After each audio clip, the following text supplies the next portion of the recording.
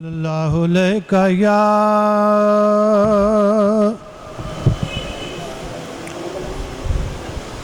صلی اللہ علیک یا رسول اللہ وسلم علیک یا حبیب اللہ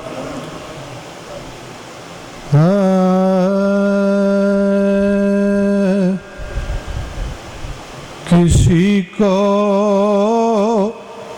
کچھ نہیں ملتا تیری عطا کے بغیر یا رسول اللہ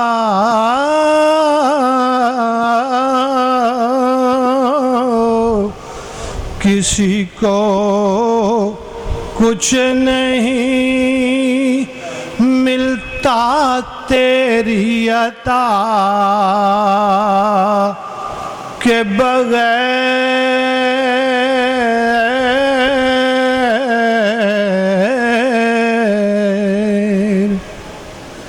کسی کو کچھ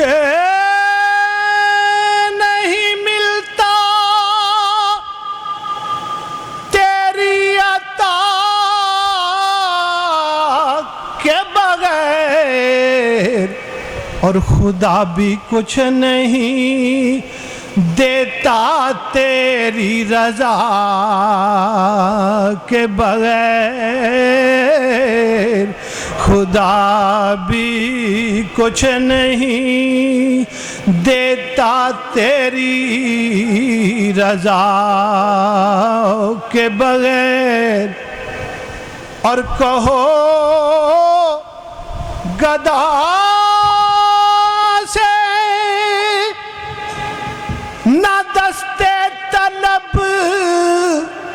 دراز کرے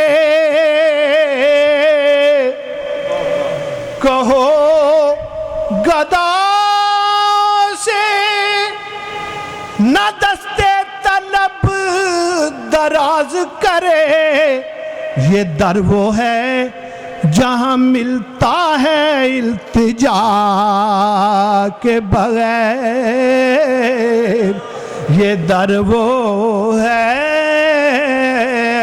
جہاں ملتا ہے التجا کے بغیر اور نماز میں نہیں شامل اگر سرور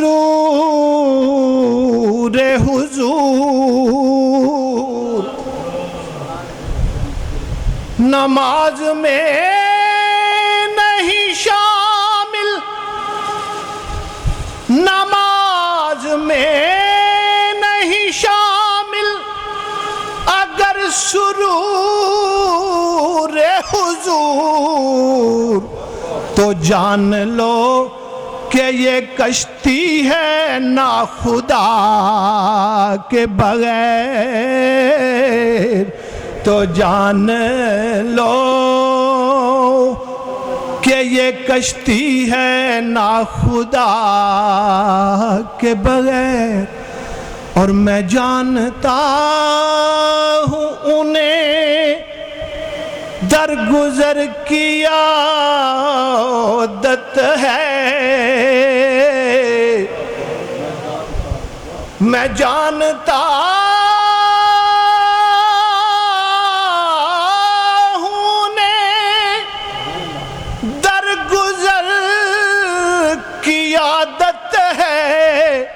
وہ بخش دیں گے مجھے بھی کسی سزا کے بغیر وہ بخش دیں گے ہمیں بھی کسی سزا کے بغیر اور میں سوچتا ہوں کہ اعظم شب طویل حیات میں سوچتا ہوں کہ شب طویل حیات کٹے گی کیسے کسی درد آشنا کے بغیر، کٹے گی کیسے کسی درد آشنا کے بغیر،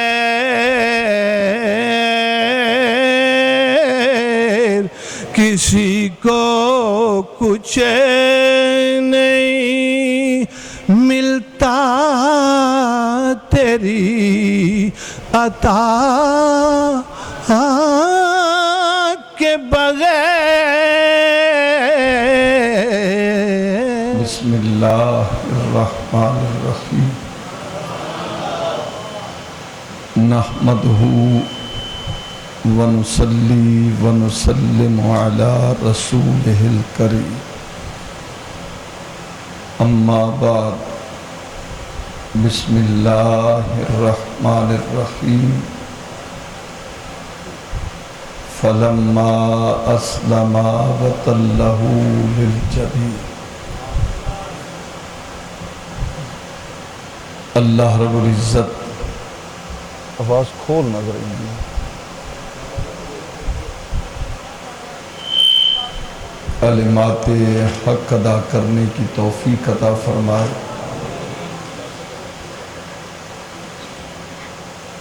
اسلامی سال کا یہ آخری مہینہ جسے ذی الحج کہا جاتا ہے،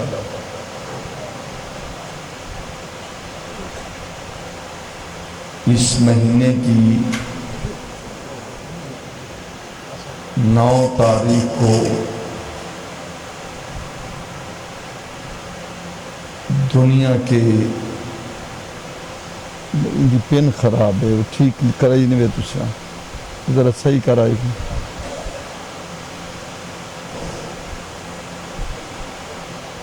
دنیا کے مختلف علاقوں سے لاکھوں عشاقان مصطفیٰ، لاکھوں فرزندان توحید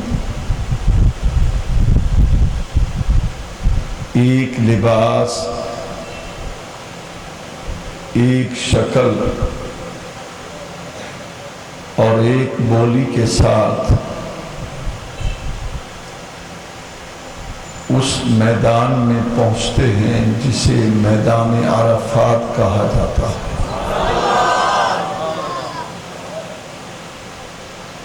اس مہینے میں 4 دن ایسے ہیں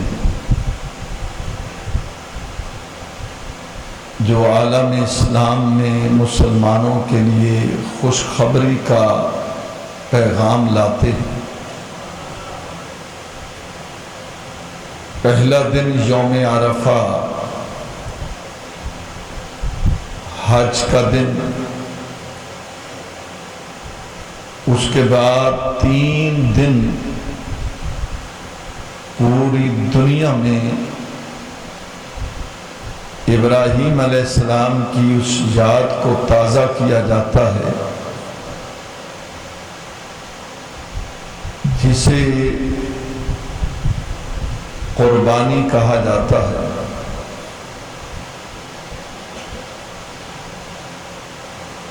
نبی کریم صلی اللہ علیہ وسلم نے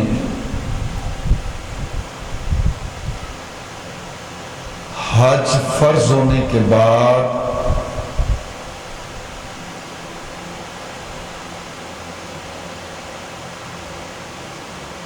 ایک بہت بڑا قافلہ تیار کر کے حج کی قیادت اور سعادت اور سیادت سیدنا ابو بکر صدیق رضی اللہ تعالی عنہ کے سپرد کرتے۔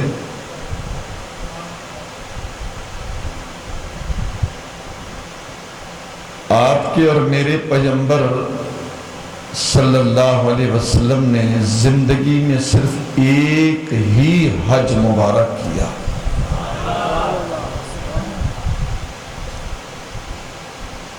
جب حج کی فرضیت ہوئی، اسلام کے 5 رکن جنہیں ارکان اسلام کہا جاتا ہے، قولوا لا الہ الا اللہ محمد رسول اللہ، دوسرے نمبر پر نماز قائم کرنا، تیسرے نمبر پر زکوٰۃ ادا کرنا، چوتھے نمبر پر رمضان المقدس کے روزے رکھنا، اور 5ویں نمبر پر اگر استطاعت ہو تو اللہ کے گھر کا حج کرنا. حج کہتے ہیں زیارت کرنے کو. جب نبی کریم صلی اللہ علیہ وسلم نے حج کی فرضیت کا اعلان کیا تو کچھ صحابہ نے عرض کیا، یا رسول اللہ کیا حج ہر سال فرض ہے؟ آپ خاموش رہے. دوسری مرتبہ پھر عرض کیا، حضور کیا حج ہر سال فرض ہوگا؟ آپ خاموش رہے. تیسری مرتبہ صحابہ نے پھر عرض کیا کہ یا رسول اللہ جس کی فرضیت آپ فرما رہے ہیں کیا حج ہر سال فرض ہوگا؟ تو سید دو عالم صلی اللہ علیہ وسلم خاموش رہے. 3 مرتبہ پوچھنے کے بعد جب صحابہ کو جواب نہ ملا، تھوڑی دیر کے بعد پھر سرکار نے خود فرمایا کہ جب میں کسی سوال کا جواب نہ دوں تو بار بار نہ پوچھا کرو. تم نے بار بار پوچھا، اگر میری زبان سے یہ نکلتا کہ ہاں تو یاد رکھنا قیامت تک ہر مسلمان پر ہر سال فرض ہوتا. صرف یہ کہا کہ ایک مرتبہ فرض ہے. اس کے بعد یہ بھی ساتھ کہا کہ اگر استطاعت ہو، یہ نہیں کہ اپنے بچوں کا پیٹ کاٹ کر، اپنے بچوں کو بھوکا رکھ کر، اپنے اہل خانہ کو بھوکا رکھ کر ان کی ضروریات کو پورا نہ کرے اور پھر حج کو جائے. اسلام ایک مکمل ضابطہ حیات ہے. اسلام سختی کا نام نہیں، محبت کا نام ہے، نرمی کا نام ہے. سید دو عالم صلی اللہ علیہ وسلم نے فرمایا کہ اگر استطاعت ہو تو اللہ کے گھر کی زیارت کے لیے آؤ، اگر استطاعت نہیں ہے تو جو کچھ تم اپنے اوپر اپنے بچوں پر خرچ کرو گے، نیت ہوگی کہ کبھی اللہ موقع دے تو اس سے بڑھ کر ثواب آپ کو ملے گا کہ آپ اپنے بچوں کی خدمت کریں اور گھر والوں کا خیال رکھیں. سرکار دو عالم صلی اللہ علیہ وسلم نے زندگی میں صرف ایک حج کیا، وہی پہلا تھا اور وہی آخری تھا. حجۃ الوداع کے موقع پر سید دو عالم صلی اللہ علیہ وسلم نے بہت بڑا بلیغ اور فصیح خطبہ دیا، اور خطبہ دینے کے بعد اس خطبے میں بہت طویل خطبہ ہے لیکن میں چند ایک جو وقت کی نزاکت کو پیش نظر رکھتے ہوئے میں عرض کر دیتا ہوں. 1,24,000 صحابہ کا اجتماع تھا. کوئی اس وقت ساؤنڈ سسٹم نہیں تھا، اسپیکر کا انتظام نہیں تھا، وائرلیس سسٹم نہیں تھا. مولا کائنات شیر خدا فرماتے ہیں میں پہلی صفوں میں تھا، سرکار خطبہ دے رہے ہیں. 1,24,000 کم و بیش کا اجتماع، کیونکہ سرکار نے بہت پہلے فرما دیا تھا کہ اس مرتبہ حج میں خود کرنے جاؤں گا۔ صحابہ نے تیاری کر لی، مرد، عورتیں، بچے، بوڑھے، جوان سارے اکٹھے ہو گئے۔ حضرت نبی کریم صلی اللہ علیہ وسلم نے خطبہ دیا تو مولا علی فرماتے میں حیران اور پریشان ہوا کہ چلو ہم تک تو آواز آ رہی ہے، لیکن آخر میں رہنے والے جو آخری صفوں میں بیٹھے ہیں ان کے لیے یہ خطبہ اور آواز کیسے پہنچے گی؟ صاحبو اب نبی کا معجزہ دیکھیے، سرکار کی آواز کا معجزہ دیکھیے۔ مولا علی رضی اللہ تعالیٰ عنہ فرماتے ہیں کہ جب میں آخری صف میں گیا تو مجھے یوں محسوس ہوا جیسے میں پہلی صف میں کھڑا ہوں۔ گویا نبی کی آواز جیسے پہلی صف میں تھی ویسے آخری صف میں تھی۔ ہم تو ساؤنڈ کے محتاج بن جاتے ہیں نا، بھئی ذرا ساؤنڈ میں کمی ہو جائے، بھئی اس کو ٹھیک کرو، اس کی آواز ٹھیک کرو۔ لیکن خدا نے اپنے نبی کو کس قدر قوت گویائی کا یہ اعجاز دیا کہ جو آواز پہلے بندے تک ہے وہی آواز آخری بندے تک جا رہی ہے۔ پھر نبی پاک کا قد بھی میانہ تھا، درمیانہ قد تھا، نہ بہت طویل تھا نہ بہت چھوٹا تھا، 5 سے 6 فٹ یہ قد تھا، اسی کے درمیان 5.5 لگا لیں، 5.25 لگا لیں، درمیانہ قد تھا۔ لیکن صحابہ فرماتے ہیں بڑے بڑے قدآور شخصیات، بڑی بڑی قدآور شخصیات جن کا قد بہت اونچا تھا، کہ جب وہ آتے اور نبی پاک کے پاس بیٹھتے تو ہمیں خیال آتا کہ یہ نبی پاک کے قد سے بڑا ہے، یہ تو سامنے نظر آئے گا، لیکن کہتے ہیں ہمیں قسم اللہ کی نبی جہاں بھی بیٹھتے تھے بڑے بڑے قد والی شخصیات سے اونچے نظر آتے تھے۔ اب بھی آپ مدینہ طیبہ میں جائیں، اللہ تعالیٰ آپ سب کو زیارت حرمین نصیب فرمائے، آمین کہہ دو۔ میرے میزبان ہیں، مدینہ طیبہ سے آئے ہیں، اللہ تعالیٰ ان کی آمد کو باعث برکت بنائے۔ محمد اقبال صاحب اللہ تعالیٰ ڈھیروں زندگی عطا فرمائے، بڑی محبت والے انسان ہیں۔ یہ بھی بتائیں گے اور آپ بھی خود دیکھیں گے، اب تو بہت سی بلڈنگیں بن گئی۔ ہم جب 94 میں جب اللہ تعالیٰ نے سعادت بخشی، اور میرے والد گرامی رحمت اللہ تعالیٰ علیہ تو فرماتے تھے کہ غربت کے دور میں میں نے 10 مرتبہ حاضری دی ہے، جسے چاہا در پہ بلا لیا، جسے چاہا اپنا بنا لیا۔ اس وقت جب عمارتیں فلک بوس عمارتیں نہیں تھیں، بڑے بڑے ہوٹل بن گئے، 20 سے 40 اور 60 70 80 100 منزلیں ہوٹلوں کی۔ لیکن جب یہ ہوٹل نہیں تھے اس سے پہلے اگر آپ مدینہ کی حدود میں داخل ہوئے تو بڑے بڑے پہاڑ نیچے نظر آتے تھے، لیکن محمد عربی کا گنبد خضرا اونچا نظر آتا تھا۔ یہ اس کو اعزاز حاصل ہے۔ نبی کریم صلی اللہ علیہ وسلم نے پہلا حج کیا اور آخری حج کیا، اور سرکار نے جو خطبہ دیا اس میں بہت جو اہم بات ہے کہ لا فضل عربی علی اجمی، کہ کسی عربی کو اجمی پر فضیلت نہیں ہے، کسی گورے کو کالے پر فضیلت نہیں۔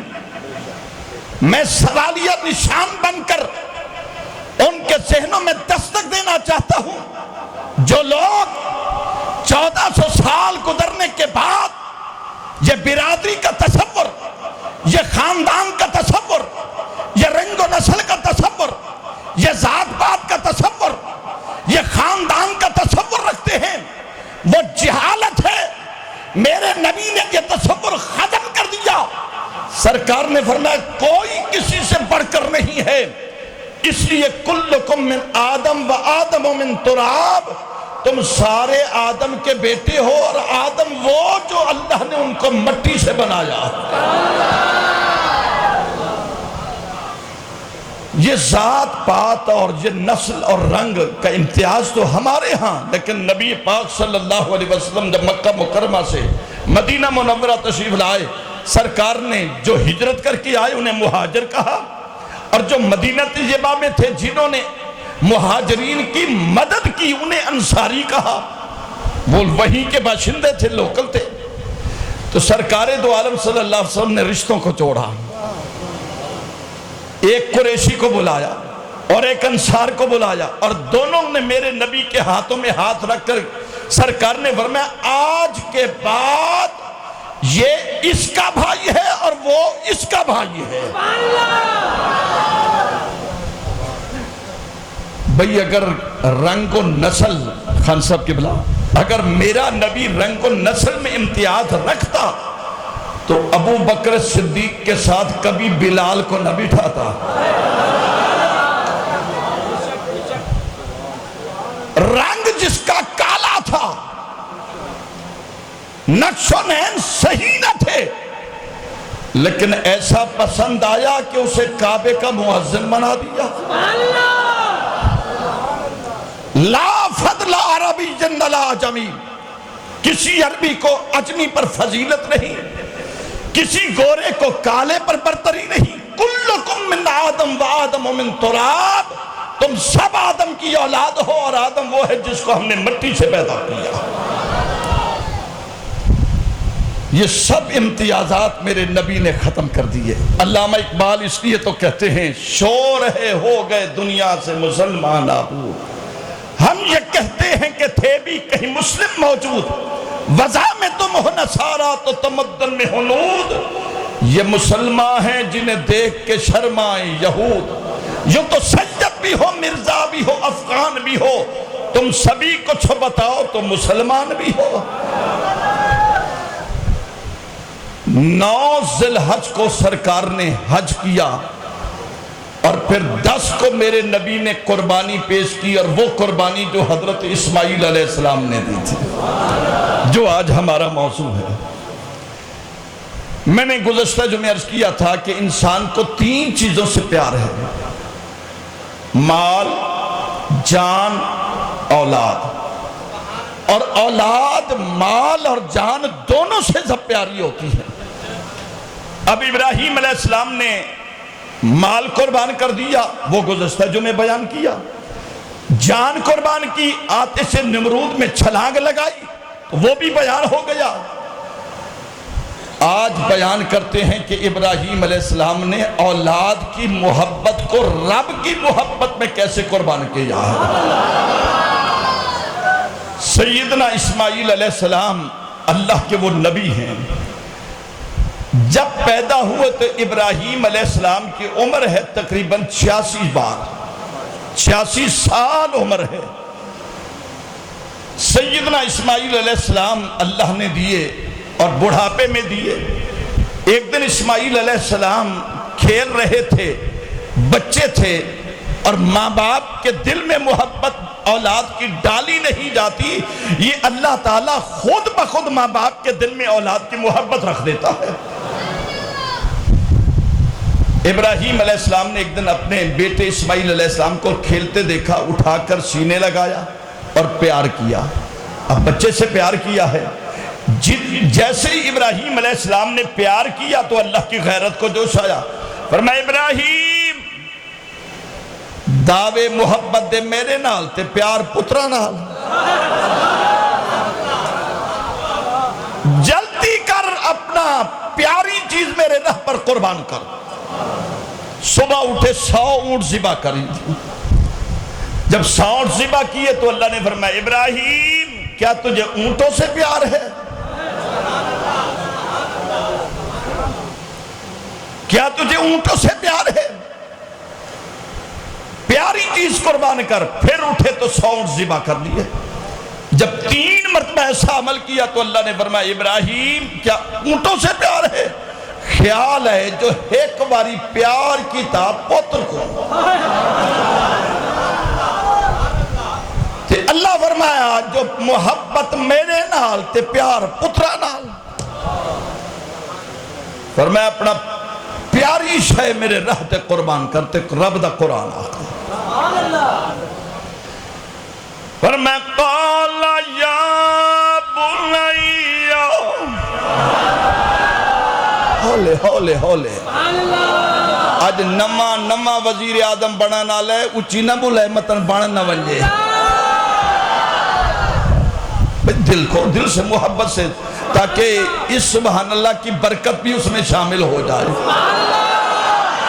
قال یا بنی انی اری فی المنام انی اذبحک فانظر ماذا تری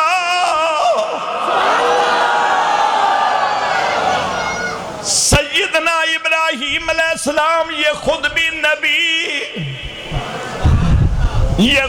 نبی اور بیٹا بھی نبی اولاد والو اللہ سب کی اولاد نیک بنائے سب کی اولاد اللہ سلامت رکھے میں دعا دے رہا ہوں دعاؤں میں بخل کرنے میں آمین کہنے میں بخل نہ کیا کرو اے اللہ تجھے تیرے قرآن کی عظمت کا واسطہ ہر اولاد کو ماں باپ کا فرما بردار بنا دے میں اولاد اچھی ہو تو ماں باپ خوش ہو جاتے ہیں لیکن سیدنا ابراہیم علیہ السلام کا مقدر دیکھو ارے جن کی نسل میں اب بہت بڑا جملہ عرض کر رہا ہوں آپ سنیں گے تو خوش ہو جائیں گے اور اس نیت سے کہیں کہ اللہ کرے ہماری اولاد بھی انہی نبیوں اور ولیوں کے نقش قدم پر چلے ایک بیٹا اچھا ہو تو ماں باپ خوشیاں مناتے ہیں یا اللہ تیرا لاکھ لاکھ شکر ہے کہ تو نے اولاد دی جو فرما بردار ہے جو فرما بردار اور تابعدار ہے لیکن یارو نبی سیدنا ابراہیم علیہ نبینا ہو اللہ تعالیٰ نے ابراہیم علیہ السلام کو وہ اعزاز بخشا کہ جس کی نسل میں اللہ نے 70,000 نبیوں کو بھیج دیا 70,000 نبیوں کو بھیج اسماعیل علیہ السلام بڑے بیٹے ہیں ان کو خواب سنایا کہا بیٹا میں نے خواب دیکھا فانظر ماذا تری بتا تیری رائے کیا ہے سیدنا اسماعیل علیہ السلام نے یہ نہیں کہا کہ بابا اچھے خواب آپ نے دیکھے کہ مجھے ذبح کر رہے 15 سال 16 سال اور فلما بلغا معہ السعی وہ بلوغت کے قریب ابھی پہنچا ہوں اور مدتوں کے بعد اللہ نے بیٹا دیا اور وہ تم ذبح کر رہے ہو نہیں ادھر نبی نے کہا ادھر بیٹے نے گردن جھکائی اور جو جواب بیٹے نے دیا پھر اسی سے پوچھ لو بولو ذرا دل سے کہہ دو سبحان اللہ اور قرآن کہتا ہے سیدنا اسماعیل علیہ السلام نے جواب کیا دیا اور کہا قال یا ابت فعل ما تؤمر ستجدنی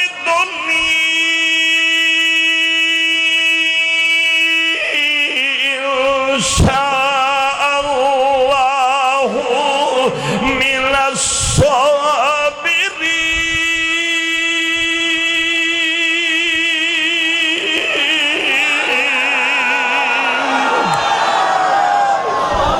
اللہ آپ کو خوش رکھے اگر ایک مرتبہ ایسے کہہ دو 14 اگست کے نام پر پاکستان کی بلندی ہے مقام کے لیے کہہ دو ذرا ایک مرتبہ بلندی سے سیدنا ابراہیم علیہ السلام نے کہا میں نے خواب دیکھا تو بیٹے نے کیا کہا بیٹے نے یہ نہیں کہا کہ بابا آپ نے خواب دیکھی اور خواب سچی بھی ہوتی ہے اور خواب جھوٹی بھی ہوتی ہے نہیں حضرت سیدنا ابراہیم علیہ السلام نے جب یہ کہا میں نے خواب دیکھا اب شاہی مسجد توتلا میں آنے والوں ایک میرا جملہ سن لو میں اور آپ خواب دیکھیں کبھی سچا ہو جائے کبھی جھوٹا ہو جائے کبھی اس کی تعریف تعبیر صحیح ہو، کبھی اس کی تعبیر غلط ہو جائے، لیکن یاد رکھنا عام بندے اور نبی کے خواب میں فرق یہ ہے، اگر نبی خواب بھی دیکھے تو وہ بھی اللہ کی وحی بن جاتی ہے۔ ایک خواب یہ دیکھا ابراہیم علیہ السلام نے اور سنایا اسماعیل علیہ السلام کو، ایک اور خواب بھی ہے جو دیکھا یوسف نے۔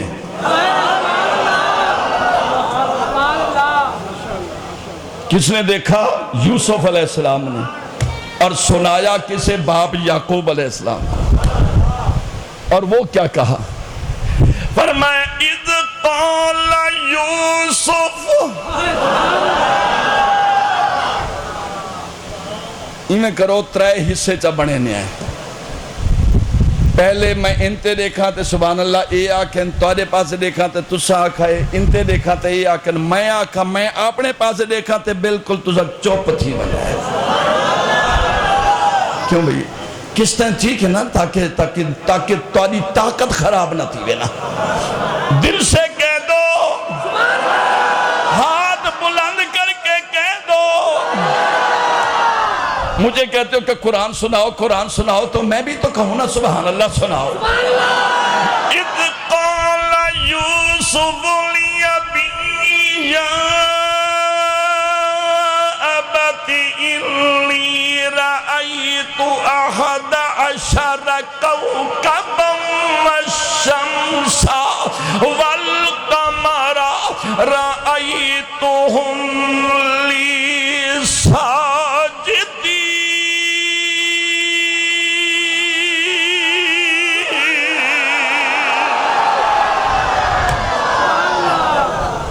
دل خوش ہو گیا اور دل سے دعا نکلی، مولا جنہوں نے تیرے محبت میں قرآن سن کر سبحان اللہ کی آواز بلند کی، اے اللہ انہیں ہر ظاہری اور باطنی دکھ اور پریشانی سے محفوظ کر دے۔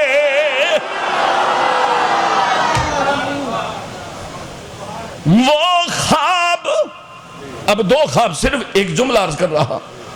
ایک خواب دیکھا حضرت یوسف نے اور سرزمین کنعان میں دیکھا اور باپ نے سنا، اور یہ خواب وہ ہے جو شام کی سرزمین ہو اور خواب دیکھنے والے ابراہیم ہوں اور سننے والے اسماعیل علیہ السلام ہوں، اور کیا کہا؟ ستجدنی انشاء اللہ من الصابرین۔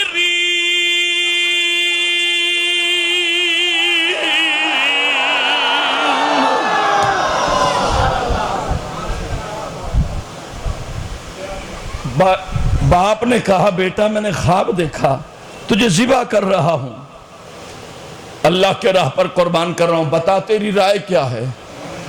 جب رائے کا کہا تو بیٹے نے فوری گردن جھکا دی۔ جب بیٹے نے وہ گردن فلما اسلم او سارے اگلے، جب بیٹے نے گردن جھکائی، جب بیٹے نے گردن جھکائی، اب سنیے سیدنا اسماعیل علیہ السلام نے گردن جھکائی، حضرت سیدنا ابراہیم علیہ نبینا نے چھری اٹھائی، ادھر گردن جھکائی ادھر چھری، گردن جھکائی اور ادھر چھری اٹھائی۔ تو جب سیدنا اسماعیل علیہ السلام کے گلے پر جب چھری رکھی، اب ذرا منظر دیکھیے، جو ہی چھری رکھی تو کہا کس نے تھا؟ اللہ نے۔ کہا کس نے تھا؟ بولیے، یہ حکم کس کا تھا؟ اللہ کا حکم تھا، اور جب اللہ کا حکم تھا تو اللہ رب العزت نے بس حکم تھا باپ کا،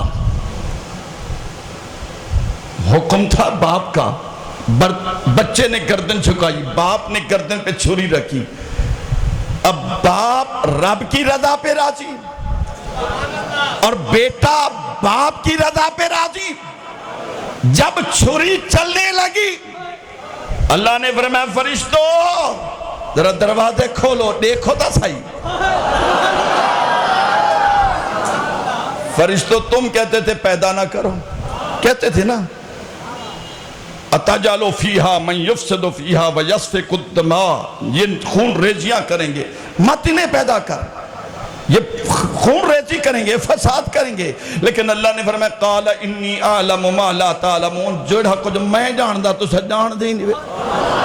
جب باپ نے بیٹے کی گردن پر چھری رکھی چشم فلک نے ایسا نظارہ کبھی نہ دیکھا, تو اللہ نے فرمایا فرشتوں ذرا دروازے آسمانوں کے کھولو, دیکھو تم کہتے تھے فساد کریں گے, جھگڑے کریں گے, فرشتوں ذرا دیکھو باپ کے ہاتھوں میں چھری اور بیٹے کی گردن پر چل رہی ہے. ادھر جب فرشتوں نے نظارہ دیکھا ادھر حکم خدا کا تھا کہ اپنی پیاری چیز قربان کر, لیکن جب چھری چلنے لگی اللہ نے فرمایا جبریل ذرا چھری سے کہہ دو مولا حکم, فرمایا چھری سے کہو تیرا کام کیا ہے.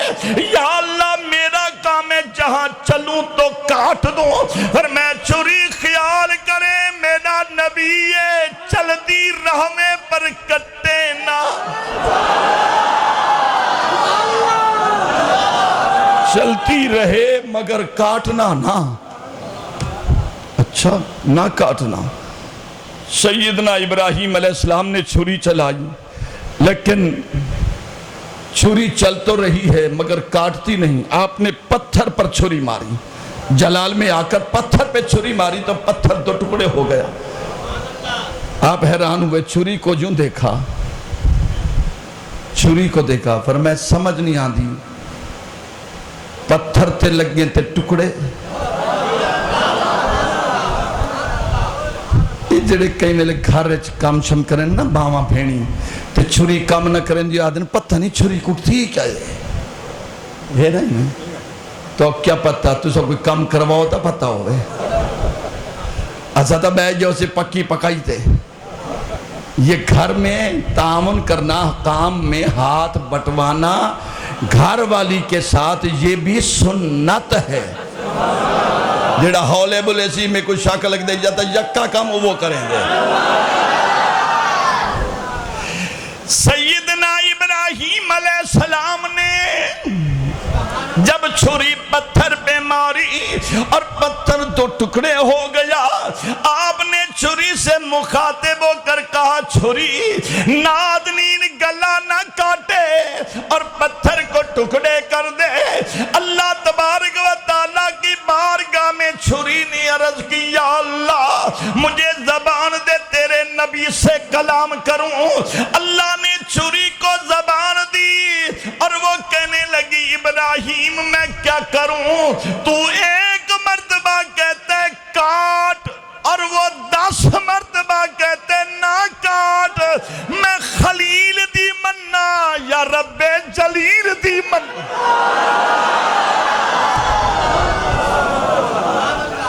میں خلیل دی مننا یا رب جلیل دی مننا.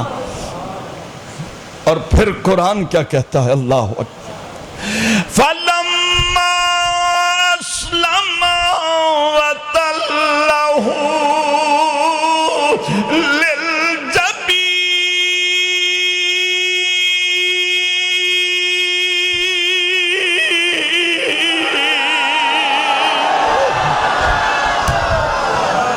ایک دل سے اور دعا نکل رہی ہے. جو پریشان بیٹھا ہے اپنے دلوں میں دعا لے. میرے مالک تجھے نبی موسیٰ حضرت ابراہیم علیہ السلام کی قربانی کا صدقہ جتنے پریشان ہیں اے اللہ اس کی برکت سے جمعہ سے پہلے پریشانی کو دور کر دے.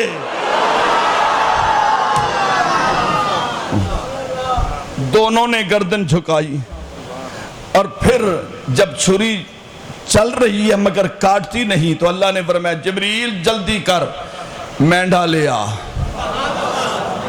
اور اسماعیل علیہ السلام کو علیحدہ کر دے. اسماعیل علیہ السلام کی جگہ پر مینڈا لٹایا گیا، اور پھر قرآن کیا کہتا ہے؟ فرمایا وَنَادَيْنَاهُ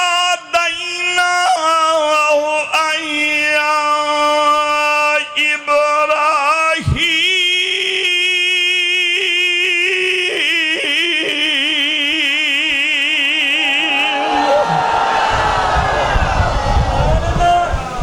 دل کرتا ہے ذرا ہاتھ بلند کر کے کہو تاکہ ہاتھ کعبے کی دیوار سے لگ جائے، یا اللہ جو ہاتھ اٹھے ہوئے ہیں یہ جبل رحمت کے پاس لگ جائیں۔ اور آج ایک جنازہ بھی آیا ہوا ہے، بہت ہمارے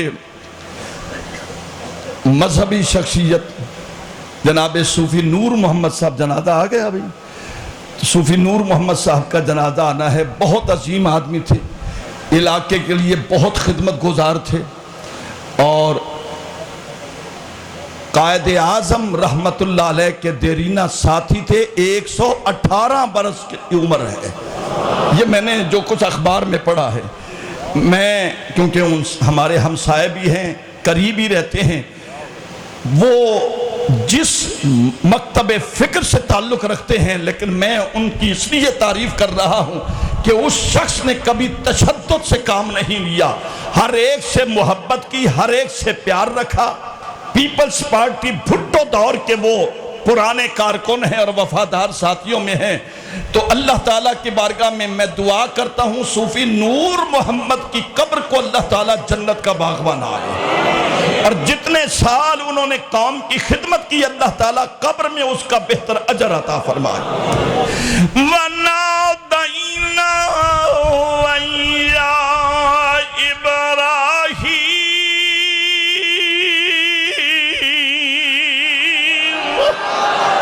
نہیں ذرا اس محبت سے سبحان اللہ کہو تاکہ جو آج جنازہ آیا ہوا ہے اس کا ثواب بھی اسی کو روح کو مل جائے۔ اب حکم کس کا تھا؟ اللہ کا تھا۔ ابراہیم علیہ السلام راضی ہو گئے رب کی رضا پر، اور بیٹا راضی ہو گیا باپ کی رضا پر، دونوں۔ فلما اسلما وتلہ للجبین، جب گردن پہ چھری رکھی تو اللہ نے جانور بھیج دیا، اور رب نے تو کہا تھا کہ ذبح کرو اپنی پیاری شے کو، وہ تو تیار ہو گئے لیکن ذبح ہوئے نہیں، لیکن مینڈا ذبح ہوا، لیکن اللہ نے صلہ کیا دیا؟ اللہ فرماتے ہیں قد صدقت الرؤیا انا کذالک نجزی المحسنین۔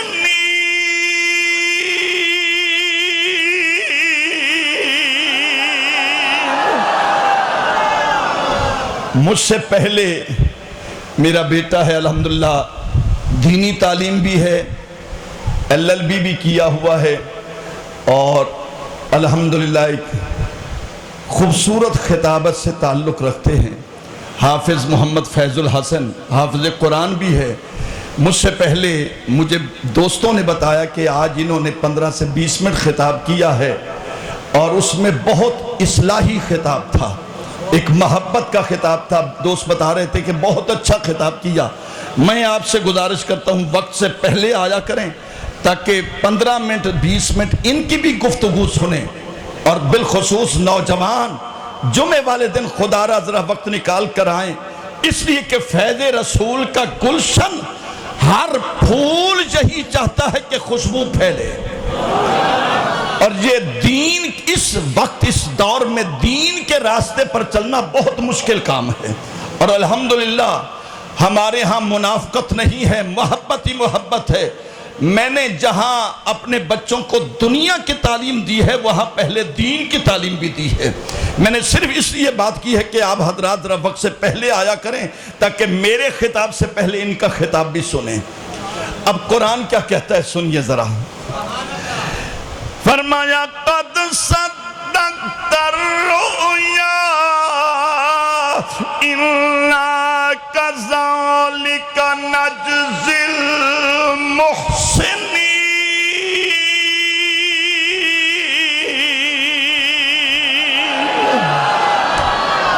باقی مضمون انشاءاللہ عید والے دن عید الاضحیٰ اس کا اعلان کرتے ہیں، آپ سنت ادا کریں۔